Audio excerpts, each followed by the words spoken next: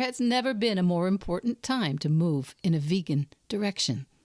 Whether you're ready to start, restart, or re-energize your vegan or plant-based practice, this podcast is for you. I'm Michele Olander, life coach, vegan, ADHD matriarch, travel lover, and smoothie loather. And I know that it's the details that get in the way of your vegan journey. But I like to believe that the obstacle is always the way. So every week we meet here where I translate the tools of life coaching and Stoic philosophy. I bring you actionable tips, some laughs, interesting guests, and vegan ideas for everyone at any age. All to help you veg your best. Episode 274, The Weakest Link in Your Vegan Practice.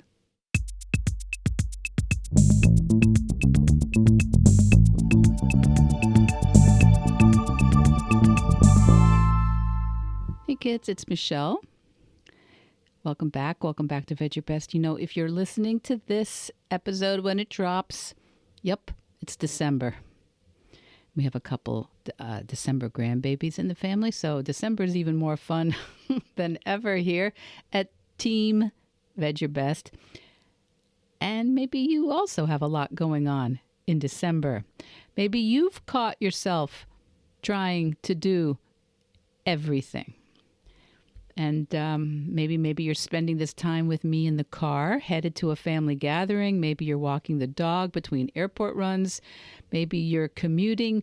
You may be feeling pulled in a dozen directions. So I'm very, very grateful that you take this time here to connect with me and all the other Veg Your Besties and veg heads out there. Because for most of us, this practice, this vegan, this plant-based practice, you know, it's not a diet, and it's not something that we share with loads of other people. Most of us are, I'd like to call us iconoclasts. We're doing our thing, even though not everyone around us is choosing to do the same.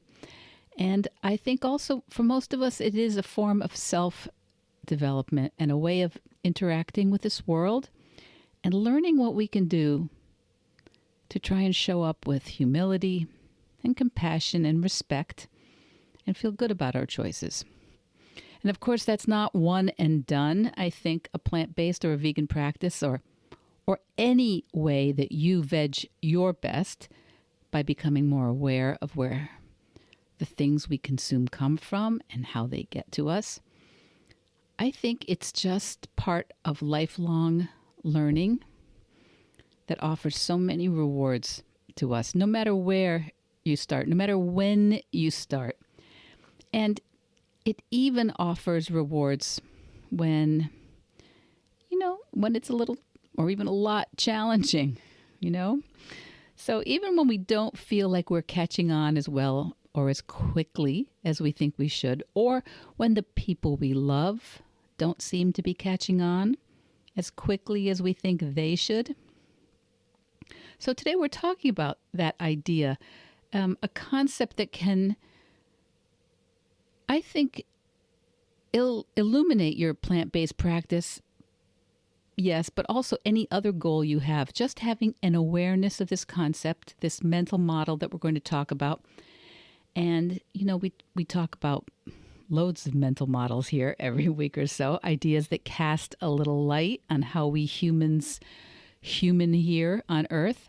And today we're going to talk a little bit about the theory of constraints. And I know that sounds very, very Harvard Business School-y, very MBA.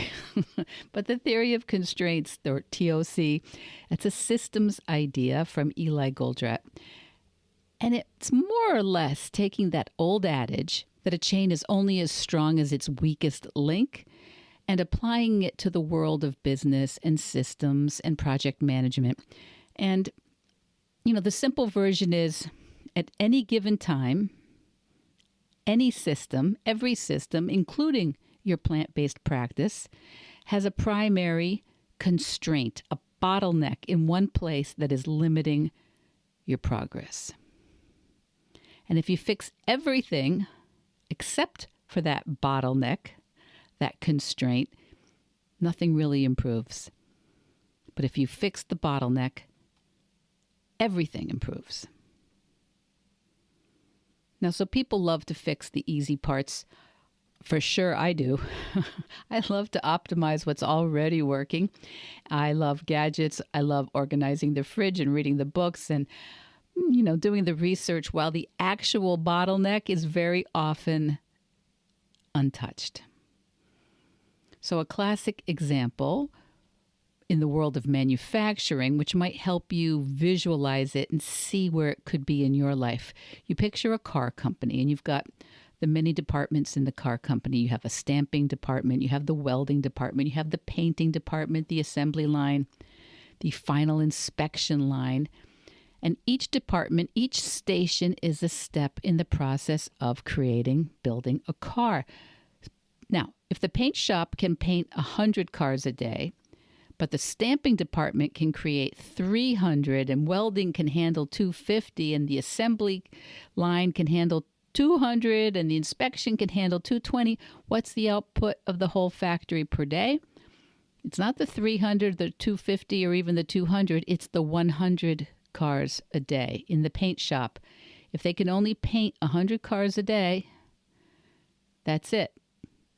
The system is limited by its slowest step, its constraint. And if you invest in making the stamping faster or hiring more assembly workers on the assembly line, still 100 cars. Or if you buy a fancy new welding robot, still 100 cars is the most they're going to be able to create until they expand the paint shop's capacity. So optimizing any part of that system that is not the constraint, I'm not going to say it's a wasted effort, but it does not increase the production. Once you improve the paint shop, maybe you add a second booth or shorten the curing time or change something about the way the paint is applied, then the constraint will move to the next slowest station and you repeat the process. So that's the theory of constraints in one kind of visual. So what on earth, Michele, does this have to do with my life, you might be saying? But this is exactly what we do in all aspects of our lives and certainly in our vegan practice. Most of us have a sticking point in our vegan practice, especially in the beginning, especially when we're running into a problem.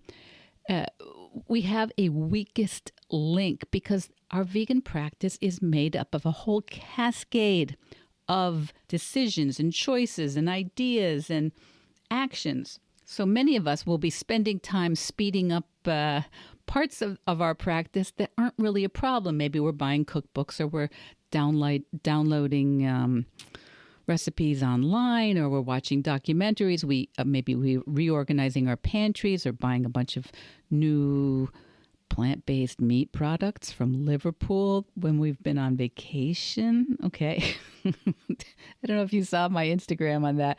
I did not do that, but I may be married to someone who loves to try what's on offer in the supermarkets that's plant-based and vegan when we're traveling. So that department in your life that is not broken is very often the focus of a lot of your attention. And while all your energy is going to these areas that are not the weakest link, for good reasons, that department in your life that is overwhelmed, though, and that is having trouble following through, is going to still be overwhelmed and stuck. Because maybe your production isn't limited. Your vegan practice, it's not limited by your recipe access. Maybe your bottleneck is something like evening exhaustion, or a family dynamic, or fear of judgment, or indecision around your breakfast in the morning, or no plan when you're traveling, or for many of us, perfectionism. And if we can address that sticking point, that bottleneck, that weakest link, Not everything, but that part, then the whole lifestyle, the whole flow of day, the way you take part in this practice becomes so much simpler. And many, many of us miss that. We keep thinking if we could just spin these plates over here faster or be more knowledgeable over here, it would fix the problem. So 50 cookbooks are not going to help you if your actual constraint, your actual weakest link is coming home exhausted at night, because the constraint isn't your recipes. It's decision fatigue. It's low evening energy. And you can watch every single vegan documentary ever created, but if you feel frozen when somebody asks you, wait, why are you ordering that? Then it's not your knowledge or your compassion or your concern that's the bottleneck. The constraint is your social comfort and your social courage. So many of us have all the tools, the apps, the trackers, but the constraint is now not any of those things. It's just perfectionism. It's a belief that there's a right way to do this and that you must do it right or not at all. And very often we don't need more tools. We just need a different thought. And the thought I bring you every week is to veg your best. Because to veg your best, even if it's not perfect according to some ideal of perfection that may or may not exist, to veg your best means you're still in the game. You're still there. You're still showing up with concern. Now, sometimes the constraint seems really, really small, like you have no breakfast plan. You wake up and, oh gosh, what are we going to do here? I don't know. They're making this, they're making that. And because in one moment, early in the day, you feel uncertain, then your whole day may start to collapse in terms of your practice. So this is why I know a lot of you get great plans. You have beautiful books. You have programs you've belonged to, and to restart, and to re-energize your vegan journeys. But implementing those plans, actually keeping them going, can sometimes feel really negative if you're making the inevitable mistakes or missteps along the way, the sticking points that show up in any kind of change in real life. And if you interpret those problems, those sticking points, those challenges as meaning you're doing it wrong, so many of you give up when there's no reason to give up. So if you're just starting your vegan journey, please notice the constraint. Notice where it gets hard. Notice what kind of falls apart. Is it the shopping? Is it the cooking? Is it the confidence? Is it a certain meal like lunch? Is it snacks? Is it entertainment or travel, socializing? Is it fatigue? Where does the problem show up? And if you're restarting, my guess is if you need to restart, it didn't all fall apart for you. It wasn't all a problem being plant-based or trying to make vegan choices. Usually something happened. Usually it's one thing: stress, illness, travel, a big life change, a conflict, a move. And then everything kind of backed up and fell apart because that one sticking point, that one weakest link fell apart. Where was that? And for sure, long-term vegans hit constraints too, with boredom, with loneliness, with plateaus, with changing lifestyles and routines that have to change in a normal life. And the constraints shift, and what seemed all dialed in at one point can suddenly feel difficult. And that bottleneck, when you can put your finger on one of those bottlenecks, you can see how simple it would be to get more of your energy back rather than thinking the whole thing's wrong. You just have a weak link there somewhere. And even if you're not able to completely fix that constraint, even if there are things we can't do too much about, maybe you can still veg your best and still feel great about your practice until a solution does come up for you, until your energy is freer to experiment and see what else could be done. Because how you go vegan is honestly how you do everything. The way that you deal with constraints in your plant-based life is the way you deal with constraints in your creativity, in your family, in your finances, in your boundaries and relationships and self-care, everything. Everything. This isn't just food. This is a personal development practice just like any other worthy part of your life. Now, I always want to share how these ideas show up in my life, and a big part of my vegan practice is being here every week.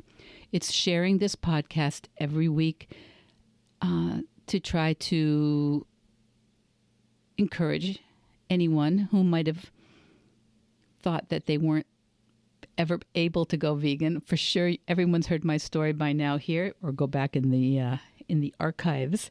I never believed that I could be vegan, and one of the constraints, one of the weak links in the growth of this podcast and the reach of the content I create here, it's not the ideas. It's not even. Well, it's certainly not my passion. It's not even my time, though sometimes time can be a challenge. But one constraint I think that keeps this podcast a little smaller than I'd like it to be is I hesitate to remind you guys to share this podcast, if you would. I hesitate about visibility. I hesitate to ask you to recommend any other podcasts or situations that I should pitch myself to share this work. And, I coach many of you on advocacy and courage, but I have my own bottlenecks. I have my own weakest link, and that's taking up space with my own work. And I will catch myself thinking, I don't really want to bother anyone. People already have their shows. It's not a big deal. If they wanted me on their podcast, they would have asked me by now. But it is a big deal. It is a big deal because I believe in this message, and I believe in all of you who are moving in a vegan or plant-based direction, and many of you who are veteran vegans that listen and practice some of these ideas in other aspects of your lives. And I believe this podcast helps people who feel alone. So that's one of my constraints. My weakest link is showing up and asking for more help in supporting this podcast. And so what I've seen is when you name that weak link, the next step, it becomes obvious, right? If there's anything to be done about it, maybe you ask for help. Maybe you invite somebody along to share them. Let people know what you're thinking. So here it is. If this podcast helps you, would you share it with somebody today? That would be great. Or would you leave a review? Or would you let me know what episode you've gotten something from? Or recommend an episode that you would like to hear? One of those actions from you will really, really remind me to keep doing it and allow me to grow some courage to send this message to reach more people who need to hear it. So that was just mine to kind of wander through. But your weak link, my Veg Your Bestie, where is it? Where are the constraints for you? What's the single biggest thing that you find hard in your plant-based practice right now? Is there a meal? Is there a situation that causes a lot of friction or some friction? When do you feel most self-conscious or unsupported? Is there any emotion that comes up and then you find yourself having trouble being deliberate, or you just grab whatever's close? Do you have a problem visualizing yourself in an identity shift, maybe? Are you resisting being someone who chooses a vegan or plant-based life? Or is there a small step that you've been avoiding? Think about where there's one constraint, one weak link. And I think you'll see that you start to free up energy in the whole system. So kids, this week your work is simple. Just find the bottleneck. And honestly, you don't have to find the bottleneck. If you find a bottleneck, if you find a constraint, if you find a weak link, just the focus there will help.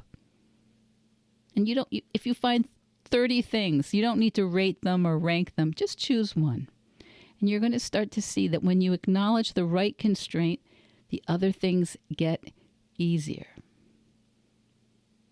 So often you don't even need to do that much to fix that quote unquote weak link. Sometimes just acknowledging allows you to try something, ask for help or speak up or make a small tweak or just relax and go, oh, you know what? There's nothing I can do about that right now. So nothing's really wrong. How you go vegan is how you do everything, right? We talk about that every week. And if you need any help identifying your constraints, figuring out where the weak links in your practice, please send me a message. I love hearing from you. And if today's episode was useful, please do share it with someone who might be overthinking this whole vegan journey and making it harder than it needs to be. And tell them how you veg your best. Veg Your Best podcast production, music, and editing by Charlie Weinshank. Thanks, Charlie. Before you go, it would mean so much to me and the Veg Your Best team if you would hit subscribe, leave us a 5-star review, or share with someone you think might be interested. Something about algorithms, it helps bump us up a little in the rankings, and that's the best way to help others find the podcast and for us to find our audience. So, until next week, make it easy and veg your best.